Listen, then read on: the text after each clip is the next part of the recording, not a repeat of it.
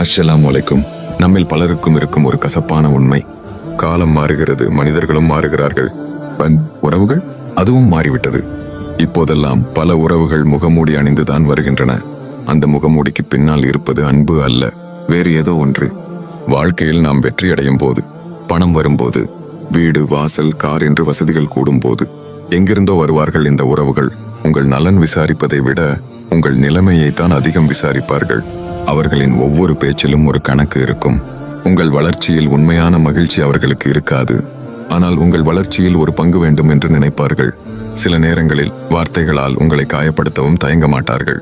ஆனால் நிலைமை தலைகீழாக மாறினால், பணம் குறையும் போது, ஒரு உதவி தேவைப்படும் போது எங்கே போனார்கள் அந்த பாசமிகு உறவுகள்? அவர்களின் அலைபேசி அழைப்புகள் வருவதில்லை. ஒரு அவசரத்தில் கூப்பிட்டால் வேலையாக இருக்கிறேன் என்று பல காரணங்கள் வரும். ஆம், பணத்தைப் போலவே உறவுகளும் கணக்கு பார்த்துத்தான் வருகின்றன. ஆனால் ஒன்றை நினைவில் வையுங்கள், நாம் செய்யும் ஒவ்வொரு செயலுக்கும் ஒரு விளைவு உண்டு. கர்மா ஒரு பூமரங் மாதிரி. நீங்க எதை வீசுறீங்களோ அதுவே உங்ககிட்ட திரும்பி வரும். உண்மையான ஒரு சம்பவத்தை சொல்றேன். ஒரு பெண் கர்ப்பமாக இருந்தாங்க. அவங்க சொந்த தாய், கூட பிறந்த சகோதரன் உட்பட பல உறவுகள் அவங்க மனசை நோகடிக்கணும்னு, உனக்கு பொன் குழந்தை தான் பிறக்கும்னு திரும்ப திரும்ப சொன்னாங்க. ஆனால் இறைவன் அருளால் அவங்களுக்கு ஆண் குழந்தை பிறந்தது. சில வருடங்களுக்கு பிறகு பொன் குழந்தை பிறக்கும்னு சொன்னாரே அந்த சகோதரன், அவரோட மனைவிக்கு அழகான ஒரு பெண் குழந்தை பிறந்தது. பார்த்தீங்களா, நாம் எதை ஆயுதமாக பயன்படுத்துகிறோமோ அதுவே நமக்கு ஒரு பாடமாக திரும்பி வரும். இப்போதெல்லாம் கர்மா ரொம்ப இன்ஸ்டன்ட்.